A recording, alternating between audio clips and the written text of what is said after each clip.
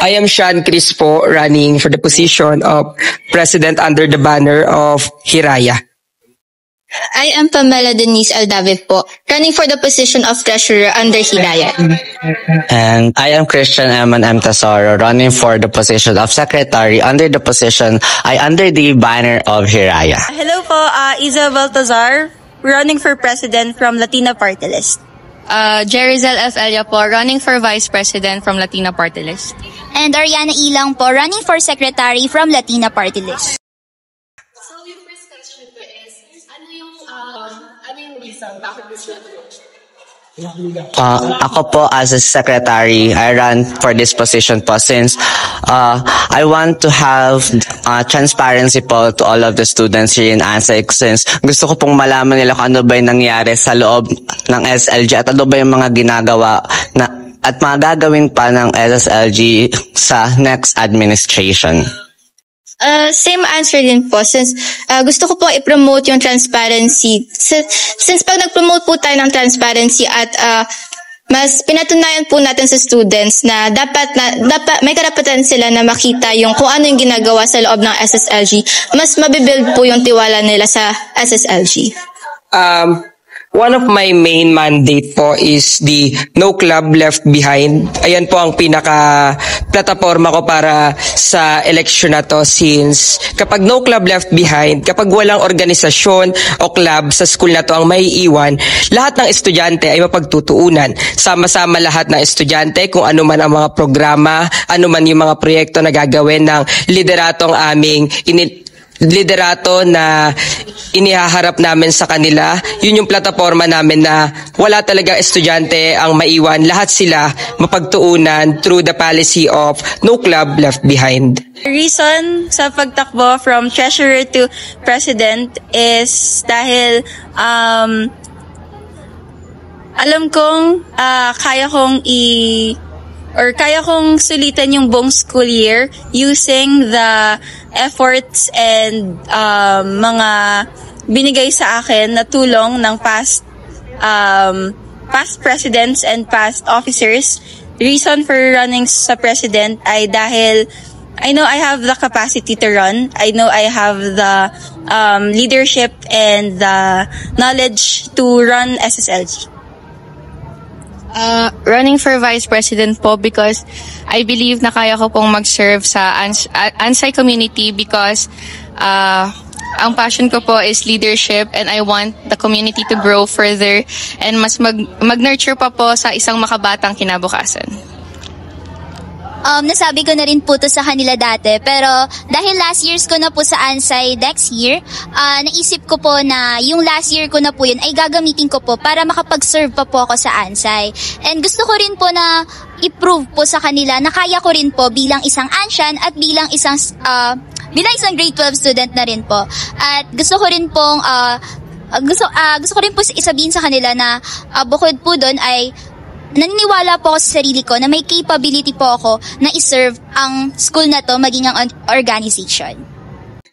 Anong change yung magbibigay ng administration nyo if ever naman? Sa culture ng ANSAI, kapag may main event po, makikita natin kapag may malalaking event, may mga clubs na capable of mag-ambag sa mga proyekto na ginagawa ng malalakihang proyekto.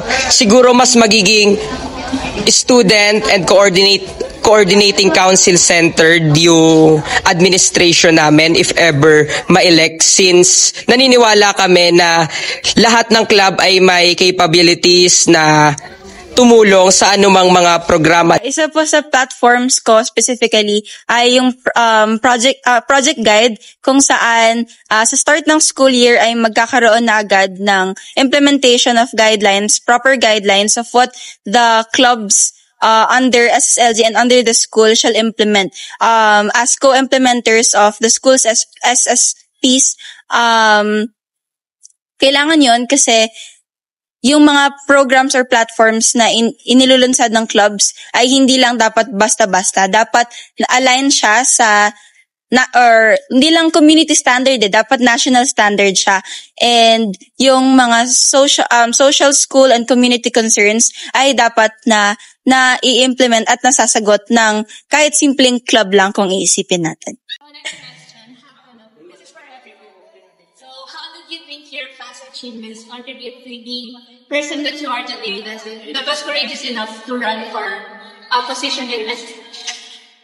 Sa akin po, wala talaga sa plano yung gantong situation na nandito kami ngayon sa campaign season na mag-e-election dahil sa tingin ko nung na-elect ako as the head of the Book Lovers Club, okay na, sapat na sana yon na wala na, yun na lang talaga, hintayin na lang na matapos yung term ko hanggang saan okay yung mga members namin sa leadership ko. However, things have changed. Siyempre, may nangyayaring pagbabago talaga. Habang umaakit ng level, nakikita mo yung, dapat ganito pala. Bakit parang may kulang? Bakit parang hindi na pagtutuunan ng pansin yung ibang situation dito sa Ansay? So, ayun po yung nag-encourage talaga sa akin. Nag-self-motivate na ganito. Parang nagawa namin sa BLC na ma-center lahat ng members. Sana magawa din sa buong Ansay. For me po, yung since grade 7 po kasi, simula nang tumapak ako sa Ansay, parang hiniling ko po na tumakbo as representative. Pero grade 7 and grade 8 po, pinanghinaan po ako ng loob kasi naunahan po ako ng hiya. Pero as time goes by po, nakikita ko po yung government natin sa school. Naiisip ko po na ano po yung magagawa ko kung sakaling tumakbo ako. And ngayon po, gusto ko pong makita mismo sa sarili ko kung hanggang saan yung kaya ko. Kung paano ko gagawin, paano ko mag-execute ang mga plano na sinasabi ko kapag tumakbo po ako. So, yung experiences inside SSLG and outside SSLG in terms of leadership, makakatulong po yun in terms of running not only sa campaign but if manalo as president, it will benefit me and the officers, the club and the school kasi yung experiences or yung mga nakuha kong lessons from last year's leadership din and SSLG ay beneficial siya in terms of alam ko yung pasikot-sikot ng SSLG, alam ko yung takbo ng mga bagay-bagay, good and bad. I have the experience handling different events, different mga programs. So, it will be really beneficial kasi yung advantage ko as a leader and as a person with leader experience ay super helpful siya in terms of making more platforms and making more projects para sa school. Ayan, so yung experience po na to, I think for me, makakatulong po siya in developing my skills and aspirations pa po, especially as an incoming senior high school student na it's gonna be another journey po for me. So, me being able to run for the position of vice president this next school year po will help me be more get out of my comfort zone and be more out there to serve the community. Hindi niyo pa nababanggit yung sa transparency. How would you show your transparency? Anong updates? It will be a monthly press briefing from the SSLG kung saan kapag may issue, kapag may projects na ginagawa kami, kung may programs na nagawa, doon namin sasagutin yung katanungan ng lahat. Kasi kailangan po as a student leader, dapat transparent ka, dapat sinasagot mo yung katanungan ng mga kapwa estudyante mo. Dapat may update po sila sa ano na bang naganap, may sagot silang nakukuha, hindi natitengga lang yung basta nangyari, hindi nakakalimutan lang, hindi pinagdadaanan lang ng panahon. That as pre-existing members of SSLG, do you have an advantage as to run this year over those who do not hold a position? Yes, I do believe na not just me, pero everyone who are the pre-existing officers of SSLG have the advantage. Pero hindi lang naman doon dapat mag-base yung students in terms of voting. Hindi lang dapat nila tignan kung sino na ba yung namumuno, sino na ba yung may experience.